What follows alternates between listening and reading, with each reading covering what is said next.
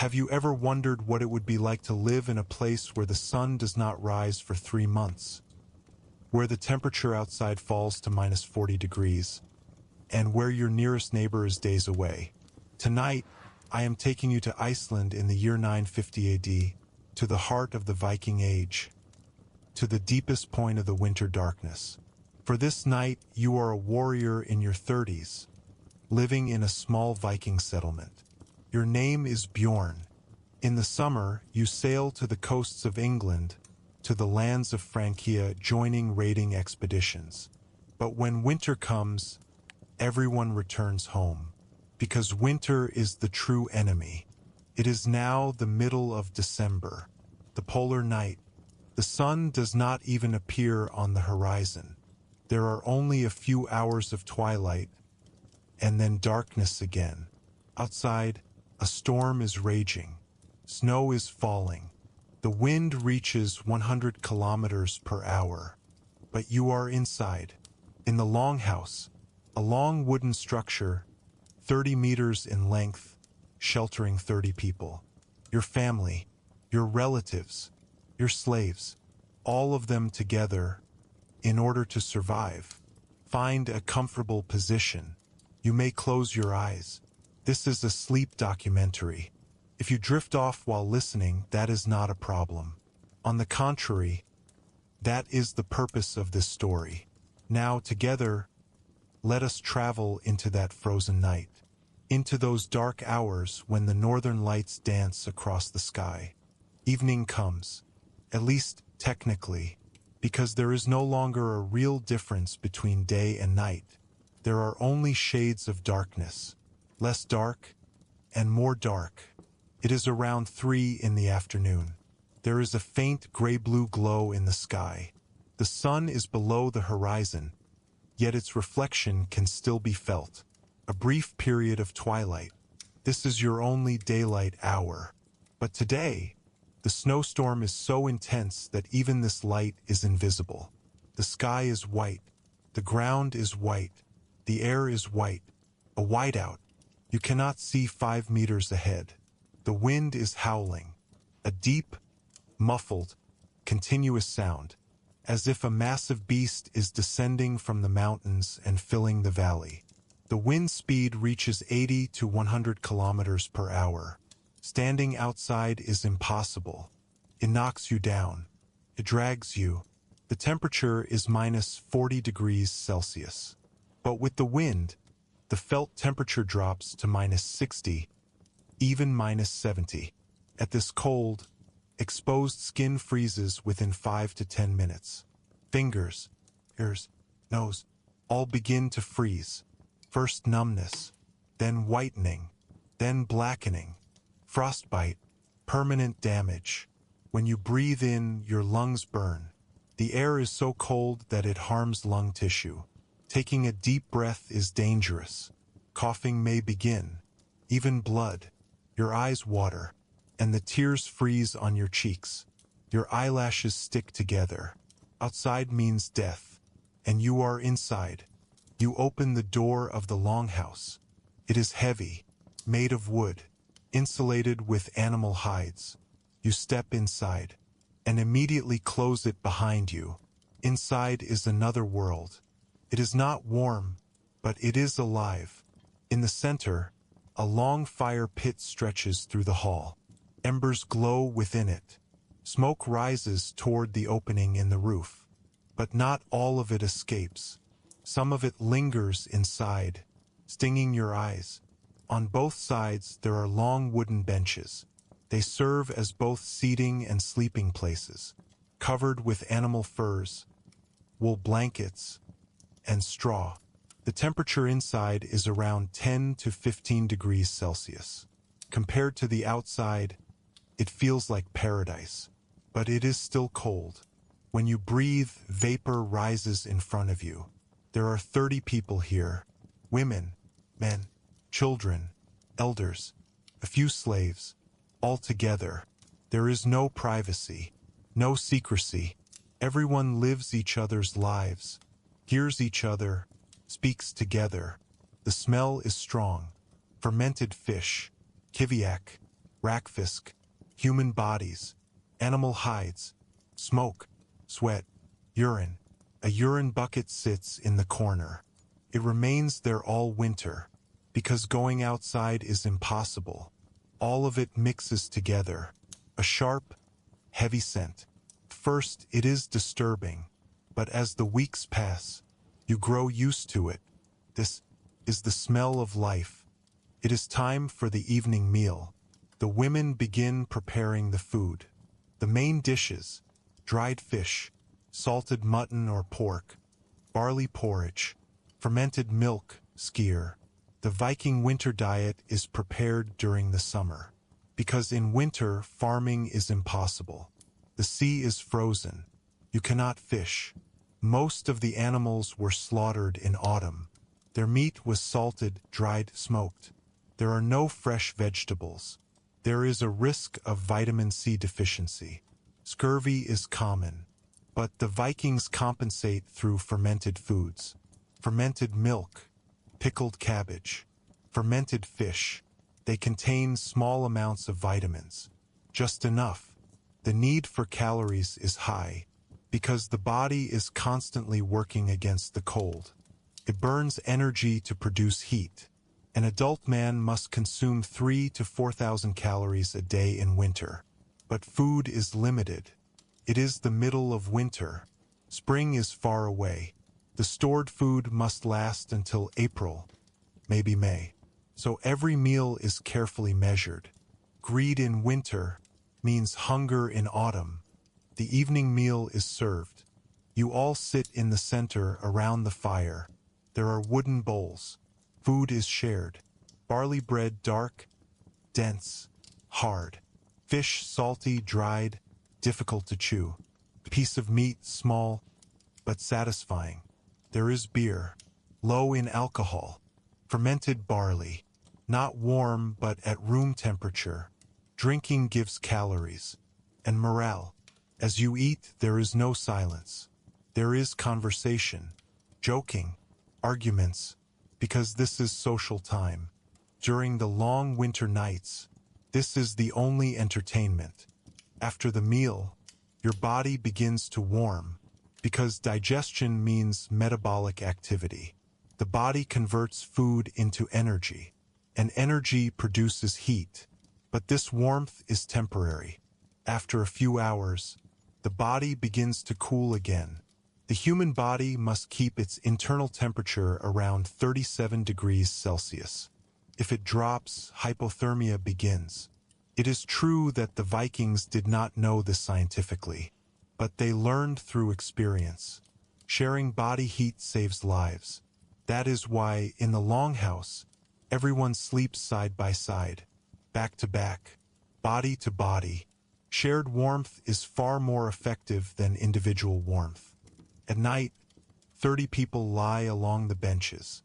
Animal hides are pulled over them. Children are placed in the warmest area, the center. The elderly and the weak lie beside them. The strong men sleep along the outer edges. They are more resistant to the cold.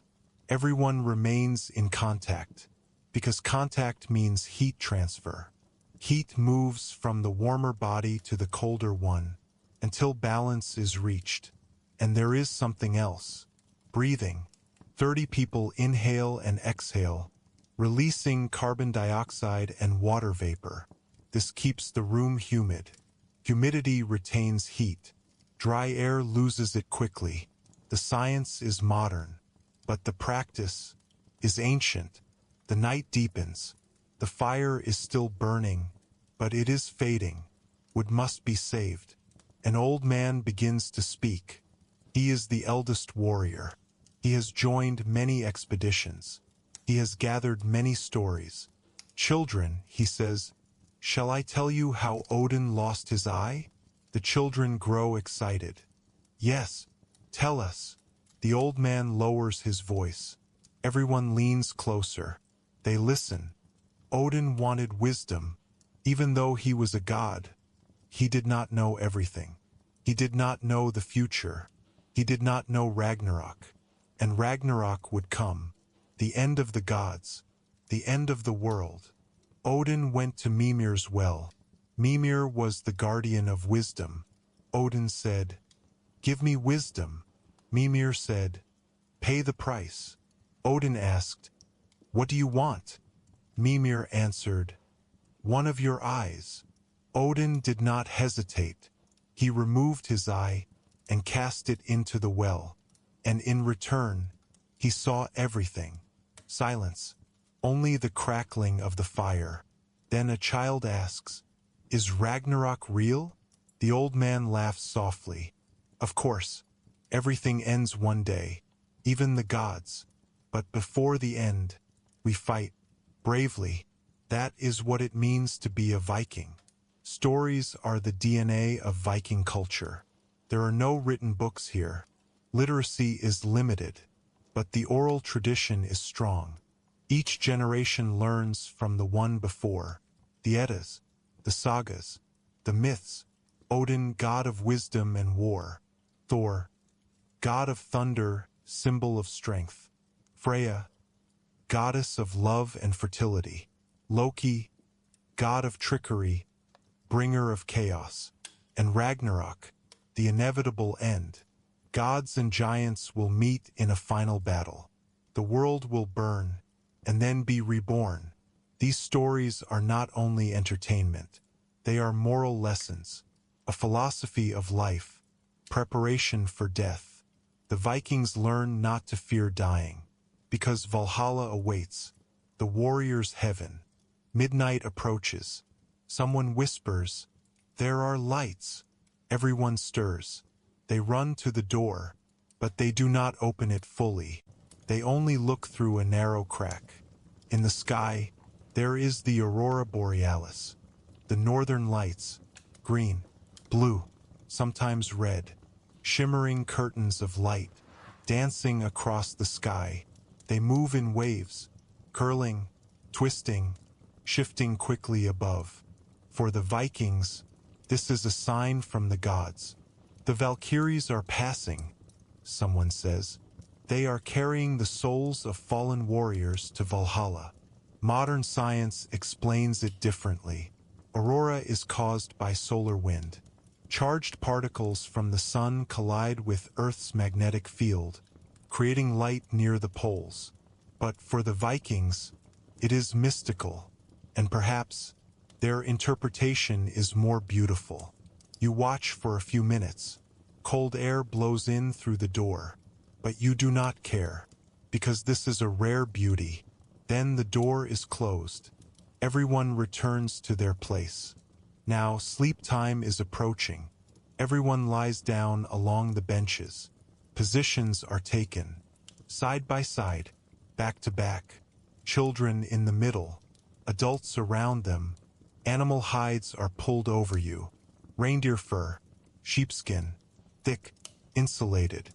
Your body is tired, because in winter, even if physical activity is limited, the metabolic burden is heavy. The night deepens. Now everyone is asleep, or trying to sleep. Outside, the storm is still raging. The wind strikes the longhouse walls. The wood creaks, the roof sways slightly. Sometimes, a sound comes from outside. Is it the howl of an animal or just the wind? It is unclear. Inside, the sound of breathing. 30 people sleeping. Some snore, some breathe softly. A baby cries, and the mother soothes it. The fire has gone out. Only embers remain. Faint red glow. Darkness. The same whether your eyes are open or closed. Nothing is visible. When the human body adjusts to darkness, it releases melatonin, the sleep hormone. Deep sleep repairs the body. Muscle tissue regenerates, the immune system strengthens. But some nights it is hard to sleep. You see nightmares, scenes of battle, lost friends, fallen enemies. Most Viking warriors experience trauma. PTSD is a modern term, but an ancient reality. Tonight you are asleep, deep, dark, silent, and outside, the northern lights are still dancing. Morning comes, but only technically. It is still dark outside. Someone wakes up and rekindles the fire. Wood is added, flames rise, light fills the room. The others slowly wake up. They stretch, they sit up. Their bodies are stiff. Lying in the same position for hours tightens the muscles. You look outside. It is still snowing. The storm has eased a little, but it has not stopped. Breakfast is simple. Bread left from yesterday, some cheese, cold fish. Nothing warm. In the mornings, fuel is conserved. The day begins. But what will you do? In winter, work is limited. Going outside is dangerous. The sheep and cows are in nearby barns. They must be checked once a day. Snow must be cleared, the doorway kept open. No heavy labor. Inside, the women weave. Wool yarn woven into cloth. The men repair tools, sharpening swords, making arrows. Children play simple games. Stone games, wooden toys. And stories. More stories. Because the long winter is the season of stories. The Vikings live in some of the harshest climates on Earth. How do they survive? 1. Structural design. The Longhouse is perfectly insulated. Thick wooden walls, a grass-covered roof. To reduce heat loss, the doors are small and there are no windows. 2. Fuel management. Wood is precious. It is gathered in summer, dried, and stored. In winter, it is used carefully. The fire does not burn constantly, only when necessary. Sometimes dried animal dung is burned. That also means saving wood. 3. Food storage. Everything hunted or grown in summer is prepared for winter. Methods that prevent spoilage are applied. Salting, drying, smoking, fermentation. Ice caves are used like natural refrigerators. For clothing, layered clothing. Inner layer, wool tunic. Middle layer, leather vest. Outer layer, fur, animal skins. Gloves, hats, boots, all made from animal hides. Oiled felt fabric is waterproof. 5. Social structure. Community is the key to survival. Everyone is connected to one another. Help is given in times of need. The weak, the elderly, the sick, the children are protected. A code of honor, courage, loyalty, hospitality. These values hold society together. 6. Psychological resilience. Perhaps the most important of all. The Vikings accept the darkness. They do not fight it.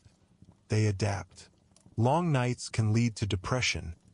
Modern medicine calls it seasonal affective disorder. Lack of sunlight lowers serotonin levels and leads to a melancholic mood. But the Vikings developed rituals. Storytelling, singing, eating together, crafting by hand. These strengthen social bonds and reduce feelings of loneliness. And mythology provides hope. Winter will end. Spring will come. The gods maintain the cycle. Even Ragnarok will pass, and the world will be reborn. This belief gives them the strength to endure. Let's talk a bit about the smell. Because one of the most distinctive features of the Longhouse is this. Kiviak, a Greenland Inuit tradition, but the Vikings used similar methods. Small seabirds, auks, are stuffed into a seal skin. It is sealed airtight, then buried underground and left to ferment for 3 to 18 months. The result? Soft, jelly-like, extremely strong-smelling food, but highly nutritious, rich in protein, fat, and especially vitamin C. Rakfisk, Norway's traditional fermented trout. The fish is mixed with salt and kept in a sealed barrel for 2 to 3 months. Fermentation softens the fish, but the smell, unforgettable. Why are these methods used? Because there is no fresh food. Freezing is possible but limited. Fermentation preserves the nutritional value, even increases it. Modern science shows that fermented foods contain beneficial bacteria for gut health. They strengthen the digestive system and boost immunity. A Viking doesn't know this theoretically, but through experience he has learned. Those who eat this food get through the winter healthier. But the smell, yes, it's something you have to get used to. The second night arrives. The routine is the same. Food, fire, stories, the slow, familiar rhythm of winter. But tonight, something in you is restless. You have been inside for days. The walls of the Longhouse, though familiar and safe, feel close. The smell is heavy. The sounds of 30 people breathing, shifting, murmuring, fill every corner. You need air, real air, outside air. You dress carefully, layer by layer. Wool tunic first, close to the skin. Then the leather vest. Then the heavy fur cloak, made from the hide of a bear your father killed when you were a boy. Thick felt boots, stuffed with dry grass for insulation. Gloves made from reindeer hide. A wool cap pulled down over your ears. You are standing at the door. Someone looks at you. Where are you going? Just outside, you say. For a moment. They say nothing more. They understand. Every person in this longhouse has felt what you are feeling right now. You open the door. The cold hits you like a wall. Physical force. Solid and immediate. Takes your breath away, not metaphorically, but literally. Your lungs contract. Your body tenses. Every nerve ending screams. But you step outside anyway. The door closes behind you. And then silence. Complete. Total. Absolute silence. The storm has passed. The wind has stopped. The snow lies still and deep around you. Undisturbed. A perfect white surface stretching in every direction. You look down. Your boots sink into the snow with each step. Up to your knees. Each step an effort. A negotiation with the earth. But you keep walking. Just a few meters from the longhouse. Far enough to feel alone. Not so far that you cannot find your way back. And then you look up. The sky. You have lived your whole life under this sky. You have sailed beneath it. Fought beneath it. Slept beneath it on summer nights when the sun barely set. But tonight it is different. The clouds have cleared completely. And the sky is full. Not just full of stars. Full in a way that makes the word stars feel insufficient. There are thousands of them, tens of thousands, more than you could count in a lifetime. They stretch from one horizon to the other, so dense in places that they blur together into a river of light. The Milky Way, a band of silver white cutting the sky in two. You have seen it before, but never quite like this. Never in this silence. Never in this cold. Never with the snow reflecting the starlight back upward, making it seem as though the light comes from everywhere at once. You stand still. Your breathing slows. Your body, despite the cold, begins to relax. Something in your chest, something that has been tight for days, begins to loosen. This is what you needed. Not warmth, not food, not conversation. This silence, sky, stillness. You think about the gods. Odin up there somewhere, watching. One eye scanning the world from his high seat in Asgard. Seeing everything. Understanding everything. You think about the men you have fought beside. The ones who are still alive. The ones who are not. The ones whose names the skald will sing next summer. Whose stories will be told in longhouses for generations. You think about your son, asleep inside, his small warm body wrapped in furs, his face peaceful in the darkness. You wonder what his life will be like, whether he will sail the same seas you have sailed, whether he will see the same coasts, whether he will feel the same mix of fear and exhilaration as the longship cuts through the open ocean and a foreign shore comes into view. Or whether the world will be different by then, changed in ways you cannot imagine. You do not know. No one knows. not even Odin, for all his sacrificed eye and stolen wisdom. The cold is reaching your bones now. Your fingers, even inside the reindeer gloves, are beginning to lose feeling. Your face aches. Your eyelashes are beginning to frost at the edges. 5 minutes, perhaps 10. This is all you have. This is all the outside world will give you tonight. But it is enough. More than enough. You take one last long look at the sky. You breathe out slowly. A cloud of vapor rises from your mouth and dissolves into the darkness. Then you turn and walk back to the door. You push it open. The warmth rushes at you. The smell of smoke and bodies and fermented fish. The sound of breathing. The faint red glow of the embers. You stand in the doorway for a moment, 1 foot in the cold, 1 foot in the warmth. Inside and outside. 2 worlds, both necessary, because without the cold, the warmth means nothing. Without the darkness, the fire means nothing. Without the storm, the silence means nothing. You step inside. You close the door, and you think outside is death, inside is life. But both are necessary, because without one, the value of the other cannot be understood.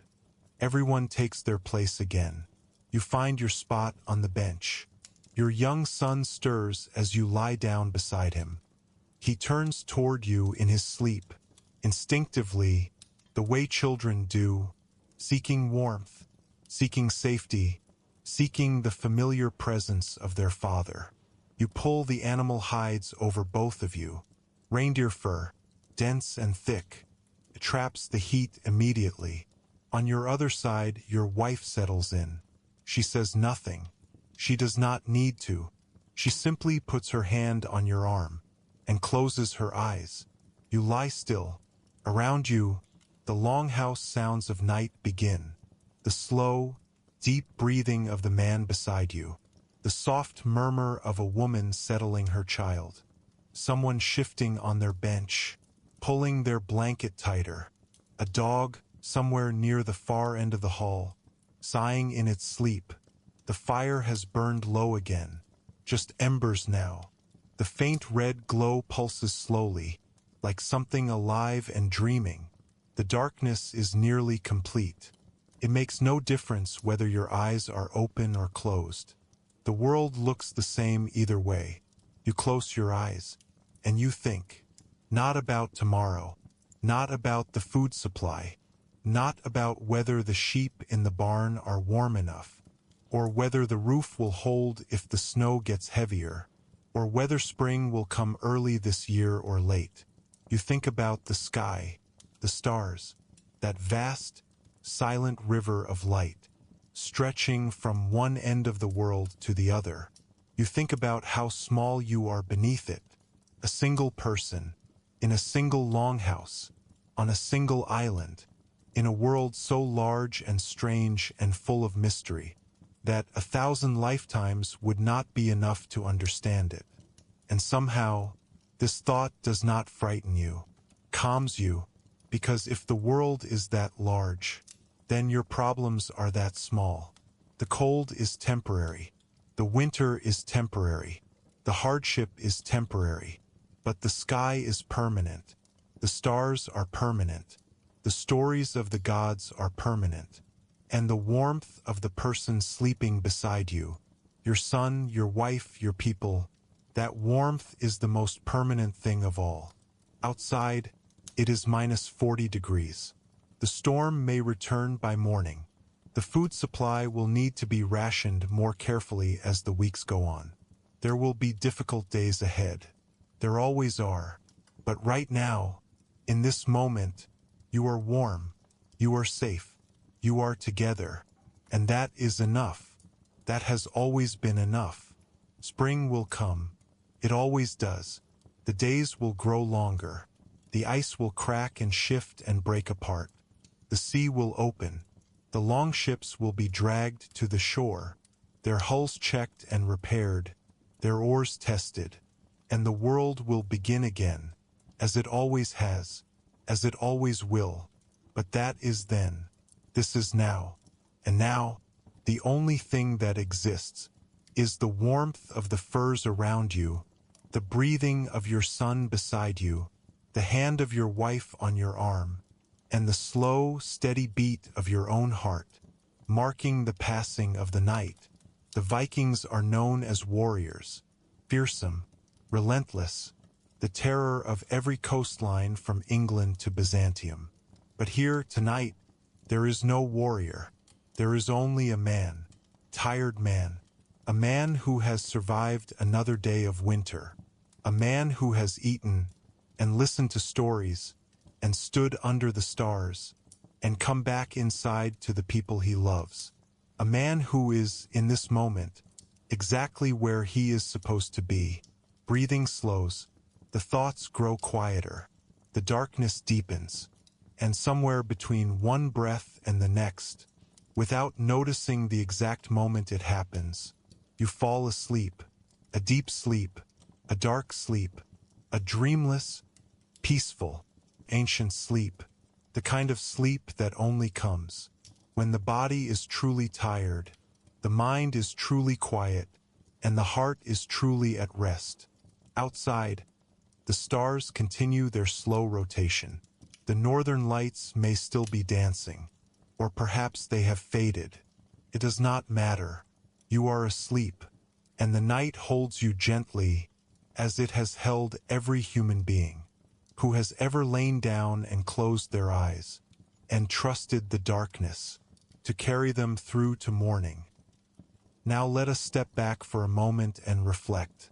What do the Vikings teach us? 1. Resilience. The Vikings were among the societies that lived in the harshest conditions in history, but they did not settle for merely surviving. They advanced. They built ships, discovered new lands, established empires. Resilience is not only physical strength. It is mental flexibility, emotional balance, social solidarity. All together. 2. The value of community. In the modern world, individualism stands at the forefront. But in the Viking world, community is everything. Because alone, you cannot survive the winter. Together, the impossible becomes possible. The Longhouse is its symbol.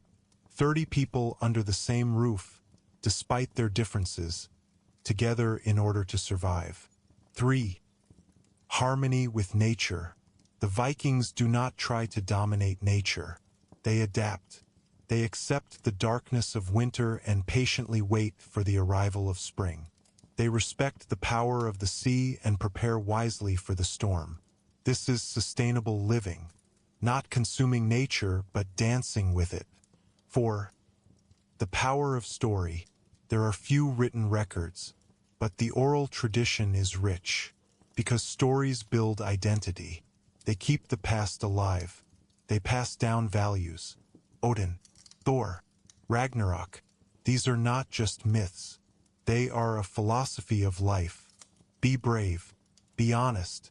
In the end, everyone dies, but let your name live on. 5. The value of simplicity. There is no luxury in the Longhouse. No display. Only basic needs. Food, warmth, shelter, family. And this is enough. Perhaps real happiness lies here. Not in excess, but in sufficiency. Weeks pass. December bleeds into January. January into February. The days are indistinguishable from one another. Wake up. Tend the fire. Eat. Work with your hands. Tell stories. Sleep. Wake up again. The same walls. The same faces. The same smell. The same darkness outside. There are hard days.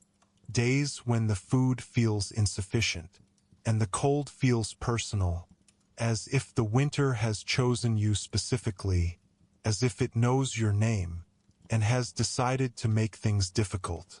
Days when the children are restless and irritable, when arguments break out over small things, a misplaced tool, a poorly divided portion of food, a careless word spoken in a tired moment. days when someone falls ill, a fever that comes in the night, and does not leave by morning. The older women know what to do. Herbs stored since summer, warm liquids, rest, prayer. Sometimes it is enough. Sometimes it is not. There are days when you think about the sea, about the feeling of a long ship moving beneath you, rising and falling with the waves, the wind filling the sail, the horizon ahead of you open and infinite and full of possibility. You miss it, the freedom of it, the danger of it, the feeling of being fully alive, that only comes when death is close enough to smell. Winter does not give you that. Winter gives you patience. Winter gives you stillness. Winter gives you time to think about all the things you are usually too busy to think about. And slowly, almost without noticing, February passes. The darkness begins to change. Not dramatically, not all at once, but something shifts, something subtle, something felt before it is seen. The quality of the darkness is different, less absolute, less final. And then one morning, earlier than expected, one of the children runs to the door. "Come outside," she shouts. "Come and see." You pull on your furs. You push open the door. The cold is still there, heavy and sharp and real. The snow is still deep. The world is still white. But on the horizon, something is happening. Color, faint and trembling, almost imaginary, as if someone has taken the faintest possible brush and drawn the thinnest possible line of pale pink and gold along the edge of the world. The sun, not yet visible, not yet risen, but its light is reaching ahead of it, painting the sky, announcing itself, saying, "I am still here. I have not forgotten you. I am coming back." Everyone comes outside, despite the cold, despite the snow reaching their knees, despite everything. They stand in a ragged line, in front of the Longhouse, faces turned toward the horizon, toward that thin, trembling line of light. No one speaks at first. They simply look. The children are the first to make a sound. A girl laughs suddenly, a bright, surprised laugh, as if the light has caught her off guard, as if she had almost forgotten that it was possible for the world to look like this. A boy shouts with pure joy. He throws himself into the snow. He rolls around laughing. The cold does not matter. Nothing matters except the light. The women smile, not politely, not carefully, but with their whole faces. The kind of smile that cannot be controlled, that rises from somewhere deep, from somewhere that has been waiting a long time. The men stand quietly. Some of them put their hands on each other's shoulders. A gesture that needs no words. We made it. We are still here. One more winter behind us. The old warrior stands slightly apart from the others. His clouded eye turned toward the horizon. His good eye bright and clear. He has seen this moment many times. More winters than most people in the Longhouse have been alive. And yet, he is not immune to it. His jaw tightens slightly. His throat moves, because this moment never gets smaller. No matter how many times you survive the winter, the return of the light never stops feeling like a miracle. We survived, someone says. A simple statement. 3 words. But in those 3 words, everything. The cold months, the rationed food, the illness that came and went, the arguments and the reconciliations, the nights of stories and the nights of silence, the moments of despair, and the moments of unexpected laughter, the long, deep, patient endurance of a people who know that winter ends. It always ends, no matter how permanent it feels, no matter how convincing the darkness becomes, no matter how many mornings you wake up, and the world outside is still white and frozen and still. It always ends. One more winter has passed, the old man says quietly, and around him, the people of the Longhouse nod. Children and adults, warriors and weavers, the strong and the tired, all of them together, because this is what the Vikings know, what they have always known, what the darkness teaches you, if you are willing to be taught. Every winter ends, every darkness lifts, every spring is a victory, not given, earned, survived, celebrated. And this morning, standing in the snow, faces turned toward a thin line of pale gold light. On the edge of the world they celebrate. Now let us return, not to the Longhouse, not to the cold, not to the darkness, but to here, to now, to you. You are lying in a comfortable bed, in a warm home. The air around you is clean and still. The ceiling above you is solid. Outside may be cold tonight, but not -40, not -60 with the wind, not the kind of cold that freezes tears on your cheeks and turns exposed skin black within minutes. You have a thermostat. You have electricity. Your refrigerator is full. Your walls keep out the wind. Your roof holds the warmth in. You did not have to earn this warmth tonight. You did not have to chop the wood that heats your home. You did not have to slaughter the animals that feed you. You did not have to spend months drying and salting and smoking food, just to make sure your family would survive until spring. And yet, how often do we notice this? How often do we pause, in the middle of an ordinary evening, and feel the warmth of our home, the way Bjorn felt it, when he stepped back in from the cold? How often do we lie down at night and think, I am warm, I am safe, I am fed, the people I love are nearby. This is enough. This is everything. What do the Vikings teach us? They teach us about resilience, not the resilience of never breaking, but the resilience of breaking and finding a way to continue anyway. The Vikings did not have easy lives. They lived in some of the harshest conditions in human history.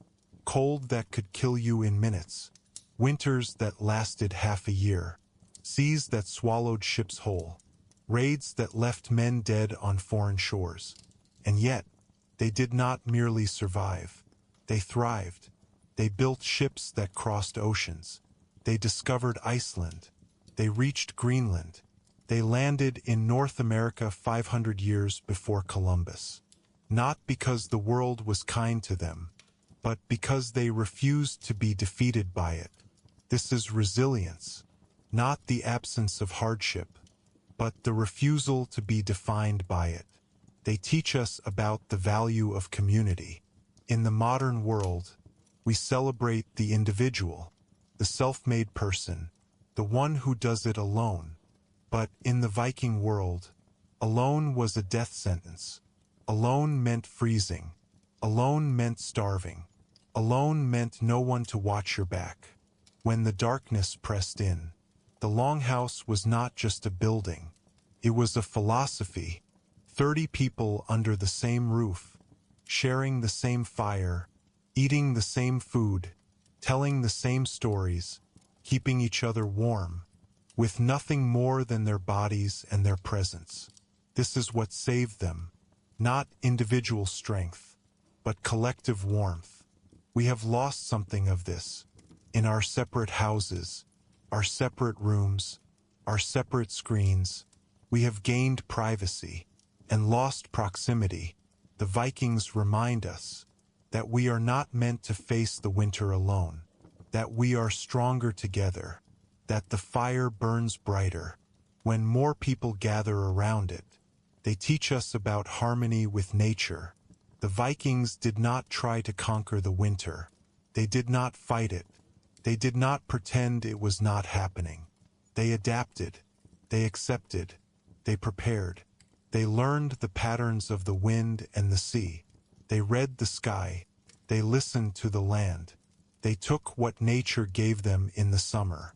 and used it wisely in the winter, not consuming, not wasting, but living in careful balance with the world around them. This is something we have largely forgotten. We control our environments so completely that we sometimes forget that we are part of nature, not separate from it, not above it, not in charge of it. The Vikings knew this. Every winter reminded them. They teach us about the power of story. In the Longhouse, there were no books, no screens, no recorded music, no way to call someone far away. There was only the human voice, and the human ear, and the space between them, filled with words.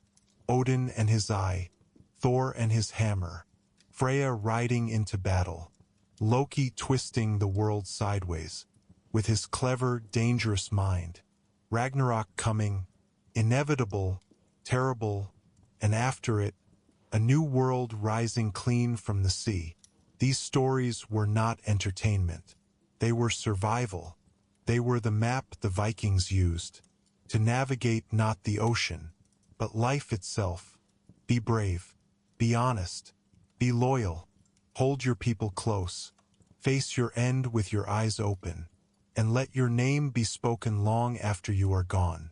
This is the Viking code, not written down, not legislated, just told, and retold again, around 10,000 fires, on 10,000 winter nights, for generation after generation, until it became part of who they were, until it became inseparable from their identity.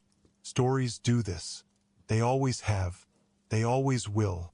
Your stories make you who you are. The stories you were told as a child. The stories you tell yourself about your life. The stories you will one day tell.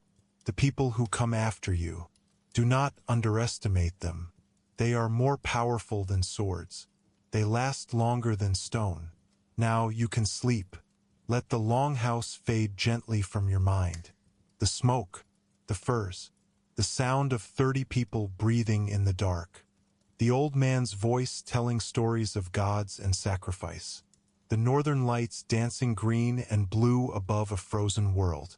Let it all settle into the quiet back rooms of your memory, a place you can return to if you ever need to remember what resilience looks like, what community feels like, what it means to endure.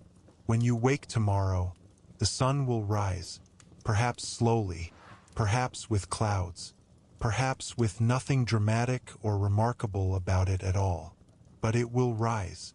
It always does, just as it rose over Iceland in the year 950, after every long dark night, after every storm, after every winter that felt like it would never end.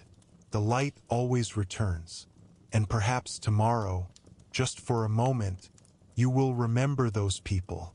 Bjorn, his wife, his son, the old warrior with his clouded eye and his stories, the children leaning toward the fire with wide bright eyes, the woman who saw the northern lights and whispered, "The Valkyries are passing," people who lived 1,000 years ago, in a cold and dark and beautiful world, people who faced the winter, not with despair, but with fire, with story, with community, with the unshakable belief that spring would come. And it did. It always did, just as it will for you, no matter what winter you are facing tonight, no matter how dark the sky outside your window, no matter how long the cold has lasted, or how tired you are of waiting for the light. Spring comes. It always comes. The darkness is not permanent. The cold is not forever. The storm always passes. And on the other side of it, waiting patiently, quietly, with complete certainty, is the light. Hold on. Rest now. Let the night carry you. Good night. Sleep peacefully. Skal. And to the northern lights, an eternal dance.